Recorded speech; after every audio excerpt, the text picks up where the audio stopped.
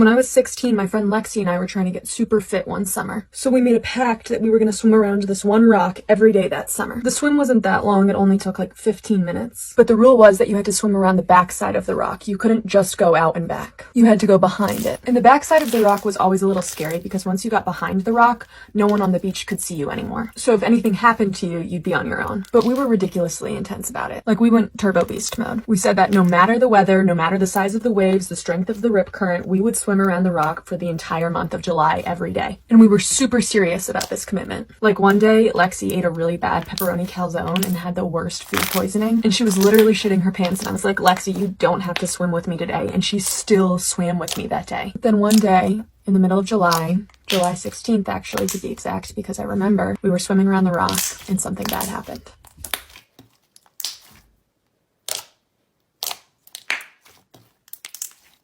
So Lexi and I are swimming and we're like halfway through the swim on the backside of the rock. And while we're swimming, something hits me on the back. It literally felt like someone punched me underwater. And I scream and Lexi's like, what happened? But I was freaked out and I didn't explain it to her. So I just told her to swim to the rock, get out of the ocean and get on top of it. Once we were safe on the rock, I told Lexi what had happened and she was super freaked out. And I actually had a red mark on my back. So she knew I wasn't making any of it up. We stayed on the rock staring at the water, trying to spot anything moving for like 30 minutes. But after a while, we were like, okay, well, we have to swim back at some point. So we decided to swim in. We literally swam as fast as we could back to the shore. When we got to the shore, there was an old woman on the beach looking at us kind of weirdly. She's like, where's your other friend? And we were confused. We were like, what? She's like, you had a third girl swimming with you, didn't you? And we were like, no, it's just us. And she's like, well, I definitely saw a third girl out there with you guys. But then, a few days later, the local newspaper came out with a story titled Something in the Water. People at another beach a few miles away claimed that they were getting hit by So people were claiming at this other beach in town that something was hitting them in the water. And they couldn't see what it was, but a few people had described the same sensation. The feeling of a really hard, blunt kind of punch in the water. So Lexi and I start to suspect that whatever's hitting people at that beach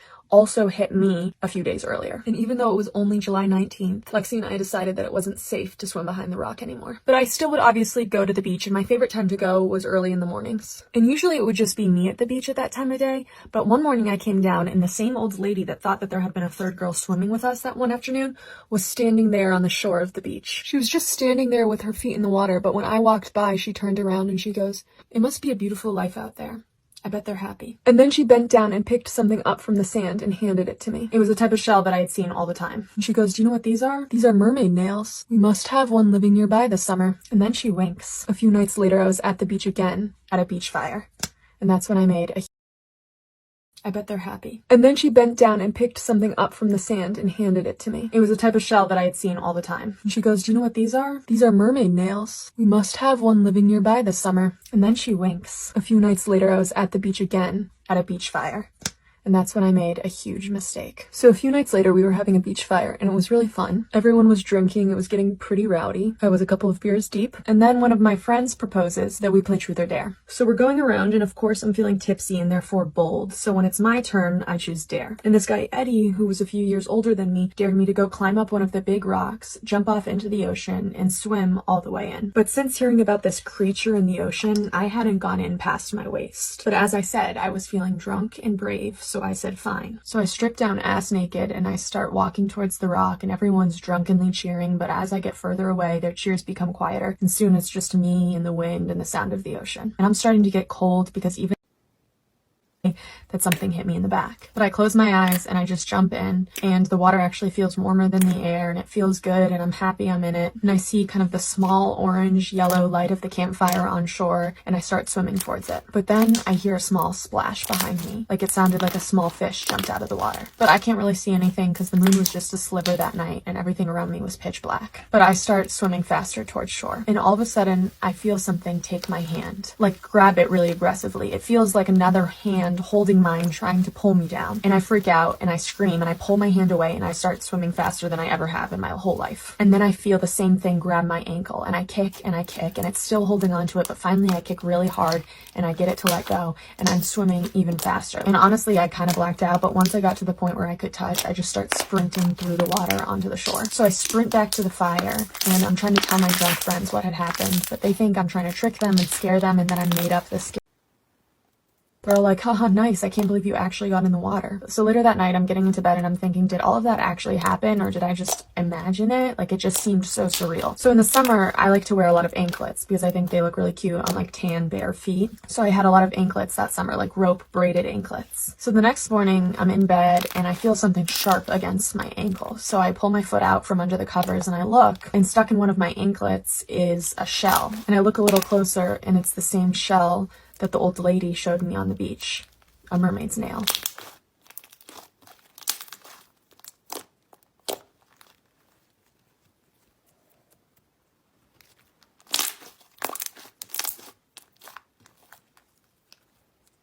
So this one time I had to stay at my grandma's because my dad was on vacation. And I was having a huge box of clothes come in and I was not about to have these hoes stolen, so I had my friend stop by to put them inside. So I called my friend up and I was like, hey, can you tell me when you get to my house and let me know when you put the package in? She's like, I got you, shawty. I was like, bet, girl. So around 10 minutes later, I got a call from her freaking out. She was like, Kayla, is there anybody at your house? I was like, no, my dad's on vacation and I'm at my grandma's. She said, no, Kayla, there is somebody at your house right now. So I start freaking out. I'm like, girl, what do you mean?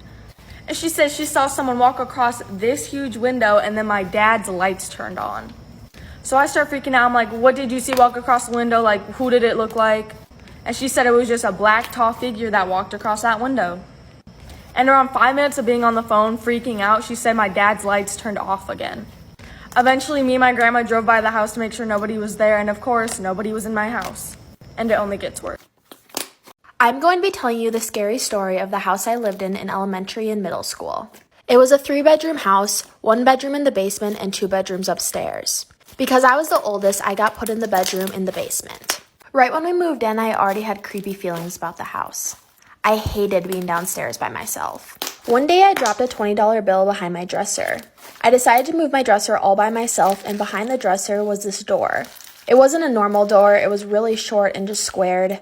It was also glued off, so I couldn't get into it. Me and my neighbor, who were best friends, worked at it for days to get into it.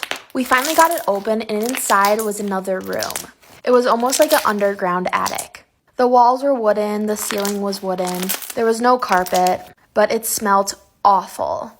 My parents found out and they were super mad at me for opening the room. They of course put that dresser in front of that door for a reason because they knew I would explore it. But after that, things started. This is part 2 of my scary childhood story about the door behind my dresser. Of course, my parents were really mad at us for opening it up, so they sealed it back up. They just didn't want us to get hurt from all the rusty nails or if there was mold inside. But I think we released something when we opened that door and a lot of things started to happen. First, I started having night terrors to the point where I would scream at the top of my lungs and not wake up. My parents would have to come downstairs and wake me up and put me back to bed. Then, every single night I would have this reoccurring dream that me, my mom, and my brother were all at a picnic at the beach. This super old lady would walk up to us and she would take me. She then would lock me up in the room behind my dresser. This dream would reoccur every single night for months. It scared me so much that I started to not sleep at night. I developed insomnia and would only sleep for 2 to 3 hours per night at only 8 years old. There was a couple nights where I swear I saw the old lady standing in the corner of my room.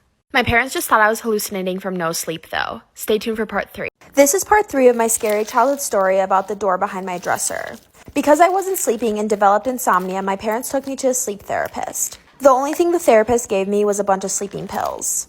Even though the sleeping pills worked, it made my dreams so much worse. I even started walking in my sleep. I would wake up all the time not in my bed. My covers would be all the way across the room like someone had dragged them over there. One night, one of my best friends slept over and we heard knocking coming from the door behind my dresser. That night when we went to bed, she started speaking really creepy gibberish in her sleep. I had to go get my mom to wake her up. I woke up a couple nights feeling like I was suffocating, and when I swung out of bed, I saw a silhouette of an old lady.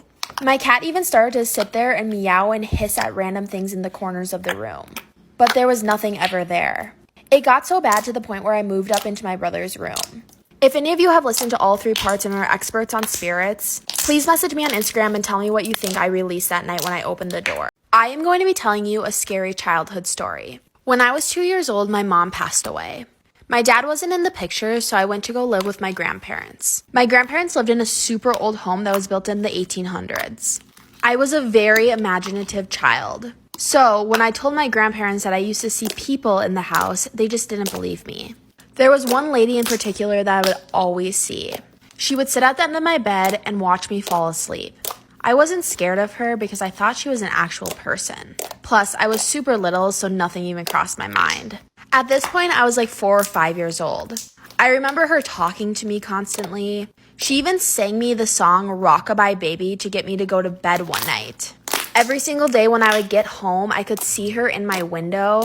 At that point, I thought she was just waiting for me. She just wanted to be my friend, right? But as I got older, things started to get really weird between me and her. She wasn't this nice lady anymore. Stay tuned for part 2. This is part 2 of the lady in my room who would sing me lullabies to get me to go to bed. No one else in my family could see her. She even told me that she was my mom. I really believed her. If you remember, my mom passed away when I was 2. So, it seemed pretty real that it was my mom.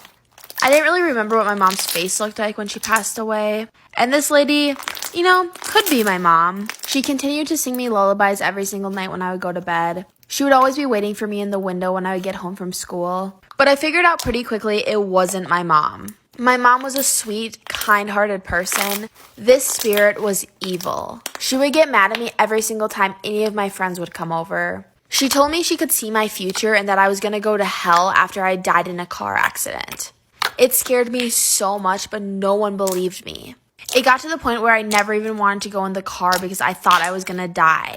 She convinced me I was evil. Stay tuned for part 3 that's coming. This is part 3 of the lady who used to sing me lullabies to get me to go to bed. This spirit was evil, and she started to convince me that I was evil too. She convinced me that I would go to hell because I was a horrible child, even though I wasn't. She convinced me that every single person in my life hated me. She even started to control my dreams, and I would wake up every single night screaming at the top of my lungs from a night terror, and she would be sitting at the end of my bed. This went on for years. When I turned 9, my grandpa passed away. And because it was a really big house, me and my grandma moved to a different house. And the evil spirit was just gone.